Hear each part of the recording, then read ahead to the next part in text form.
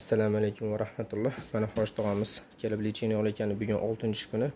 Xudo xolis 3-kunidan keyin grijalari, og'riqlarni qo'yib yuborgan. Birinchi kelganda qiylanib yurardi, oyoqlariga og'riq berardi, bellari sanchib. Massaj qilayotganimizda ham massaj qildirgani nima qilardi? Ehtiyot qiling deb buyurib massaj qildirgizardi. Hozir juda zo'r. O'zbekistonda lechini olib kelgan. Lechini olgani ketayotganda yurib borib hassa bilan qaytib kelgan. O'zganda ham bir ozgina lechini olib oxiri 3-kelgan joyi bizda bo'ldi. Mana bizga kelib xudo xolisa yaxshi lechinalarni oldi. Grijasidan xudo xolisa xolis bo'lib, yengillab, oyoqlari og'rimay, bellari og'rimay yaxshi bo'lib qoldi. Shunaqami Hoji tog'a? Ha, xudo xolisa. Ash bu yerda ash bankga qo'yilyapti. Ko'proq ashi massaj bilan nimalarni yangicha mana bel cho'zadigan narsalar bo'lakcha ekan bu yerda. Men burungi borgan yerimda biri tortibdim.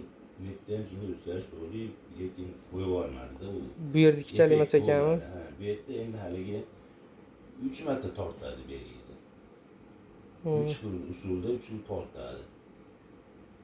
Endi ashi jinda haligi mana shu effekt borda uni qilayotgan ishlarida ko'ngil berib bir ishini bu hozir o'qib kelgan ekan, 7 yil Toshkentda o'qigan ekan. Bundan tashqari boshqa yerlarda mol oshirgan ekan, ko'rib yerdan. Yig'ini qo'yyapti, unchalik odam qo'ya olmaydi yig'ini. Endi manual terapiya qilyapti. Buni ham bilmayman o'zganda. Sanali odamlar bo'lsa kerak unda qiladigan ishlar, ish qiladigan. Oradaki masaj qilyapti. Yani ko'ngli to'qsiylar bo'ladi bemalol kelib. O'zgarishlar qanaqa bilinar ekan? Kundan kunga bo'lyaptimi o'zgarishlar? O'zgarishlar boshida birinchi kuni qattiq borganda kechasini uxlamay chiqdim. Bu grijani massaj qilardi.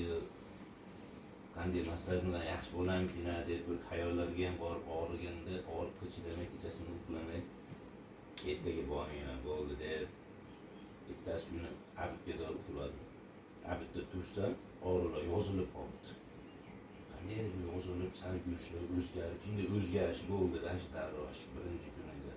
Abid ertasi kuni ayting, to'xta yana bir bor boraychi. Unda ham bo'lmasa ayting, O'zbekistonga boraman deb O'zbekistonga gaplashib ham qo'ydim nimalarni. Lekin qarasam o'zgarish bor. Ertasi kuni 2 kun ichida o'zgarish, ancha o'zgarish bo'ldi. 4-kunda ancha qo'y vardı ayarlar. Bir qo'y vardı. Yaxshi. Alloh xayrli shifo bersin.